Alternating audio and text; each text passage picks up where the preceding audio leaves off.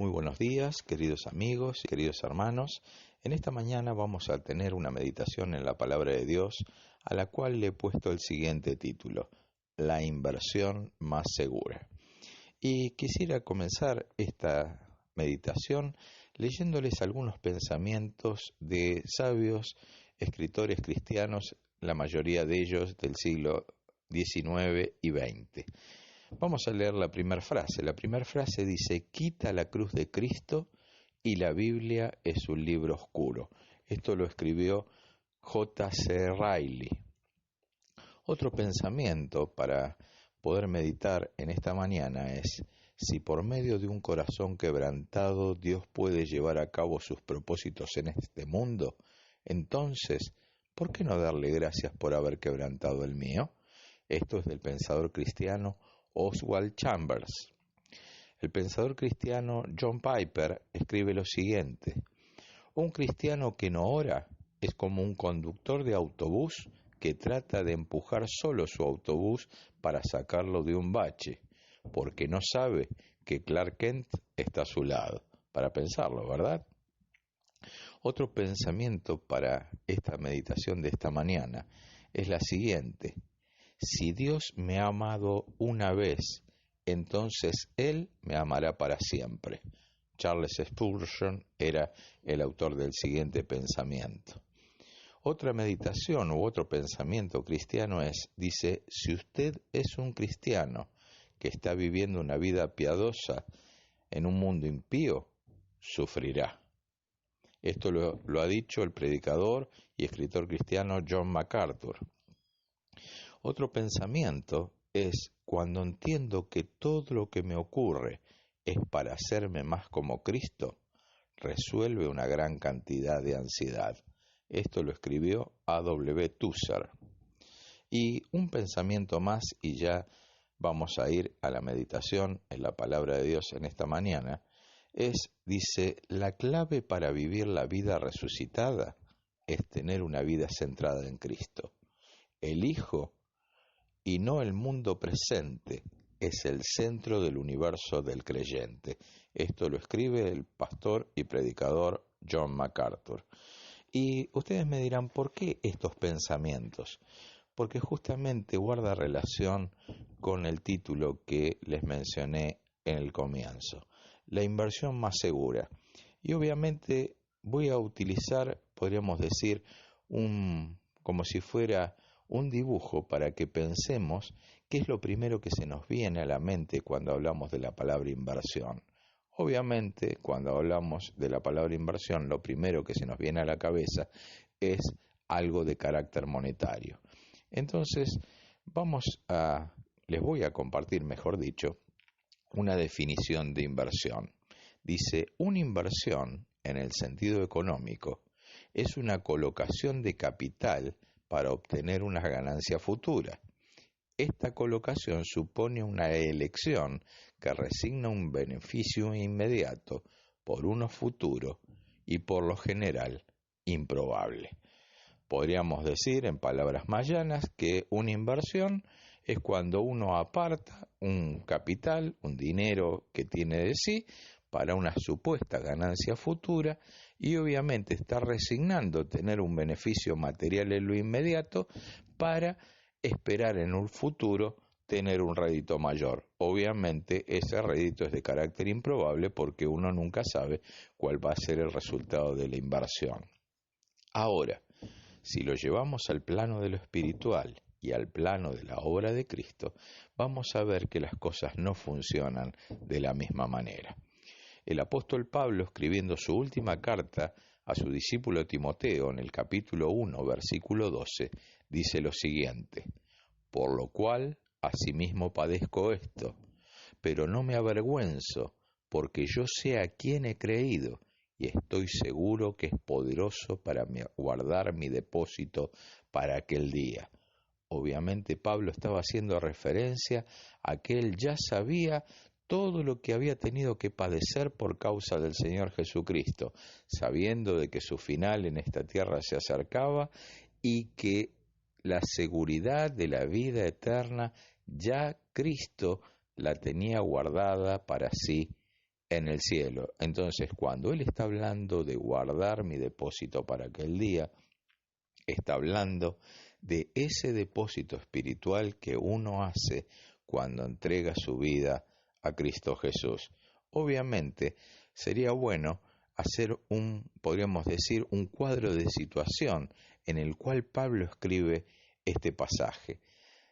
Dice así: Pablo se enfrenta a momentos muy difíciles casi al final de su vida. Algunos de sus colaboradores, como hemos visto en una charla anterior, un colaborador llamado Demas, lo había abandonado cuando él se encontraba en circunstancias difíciles. Pero ahora él sabía que Dios no lo iba a abandonar. Había entregado su vida a Jesús como Señor. Ese Señor honraría la inversión que Pablo había hecho. Su vida, su futuro y su destino eterno estaban confiados en el Señor. Él sabía que estaban seguros en el Señor. Creía que todo su ser, que su fe sería confirmada el día en que Jesús regrese y toda rodilla se doblará ante Él. Mis amados, en esta mañana quiero que pensemos en lo siguiente: ¿en qué estamos invirtiendo nuestra vida hoy? Obviamente ya nos podemos ir dando cuenta que cuando estoy hablando de invertir no me estoy refiriendo ni en términos monetarios ni en términos materiales, sino en términos espirituales, que obviamente no redundarán en un beneficio incierto, sino en un beneficio seguro, que es estar con Cristo y poder atravesar el valle de la adversidad de este mundo seguros tomados de su mano.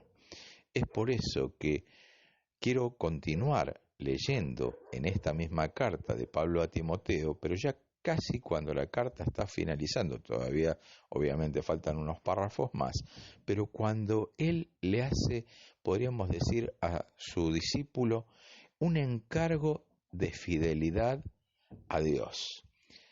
En el capítulo 4, desde el versículo 1, en adelante, Pablo le escribe lo siguiente: Te encarezco delante de Dios y del Señor Jesucristo, que juzgará a los vivos y a los muertos en su manifestación y en su reino, que prediques la palabra, que instes a tiempo y fuera de tiempo, redarguye, reprende, exhorta con toda paciencia y doctrina. Porque vendrá tiempo cuando no sufrirán la sana doctrina, sino que teniendo comezón de oír, se amontonarán maestros conforme a sus propias concupiscencias, y se apartarán de la verdad del oído, y se volverán a las fábulas. Pero tú, sé sobrio en todo, soporta las aflicciones, haz obra de evangelista, cumple tu ministerio, porque yo ya estoy para ser sacrificado, y el tiempo de mi partida está cercana. He peleado la buena batalla, he acabado la carrera, he guardado la fe. Por lo demás, me está guardada la corona de justicia, la cual me dará el Señor, juez justo en aquel día, y no solo a mí, sino también a todos los que aman su venida. Este mismo pasaje te lo quiero leer de la Nueva Traducción Viviente y luego hacer algunas aclaraciones al respecto. En presencia de Dios y de Cristo Jesús, quien un día juzgará a los vivos y a los muertos cuando venga para establecer su reino, te pido encarecidamente, predica la palabra de Dios, mantente preparado, sea o no el tiempo oportuno, corrige, reprende y anima a tu gente con paciencia y buena enseñanza. Llegará el tiempo en que la gente no escuchará más la sólida y sana enseñanza, seguirán sus propios deseos y buscarán maestros que les digan lo que sus oídos se mueren por oír. Rechazarán la verdad e irán tras los mitos. Pero tú debes mantener la mente clara en toda situación.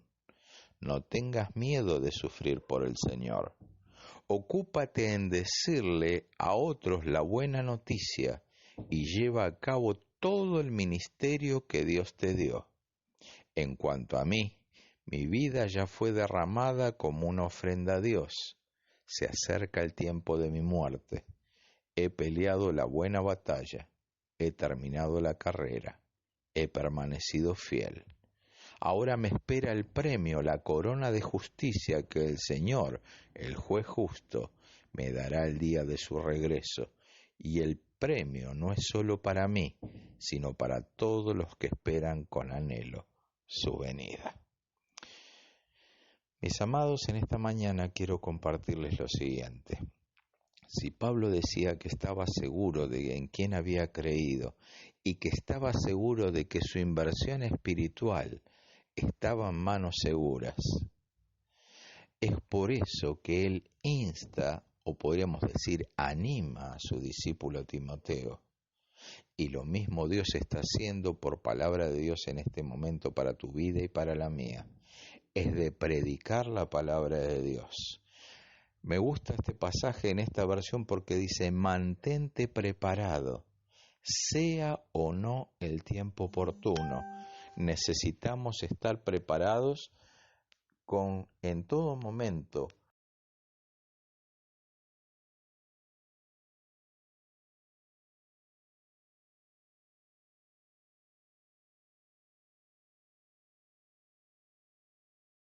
A los oyentes, con paciencia y buena enseñanza.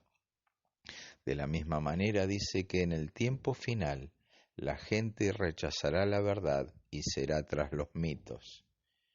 Amados, en esta mañana quiero decirte lo siguiente.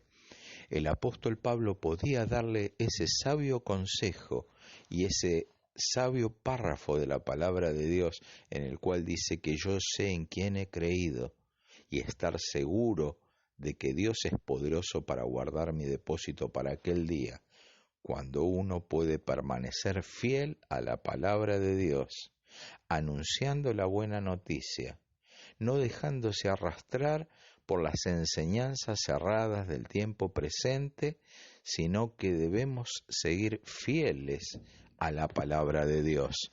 Él había dicho que había peleado la buena batalla de la fe, y esa buena batalla de la fe es la palabra de Dios.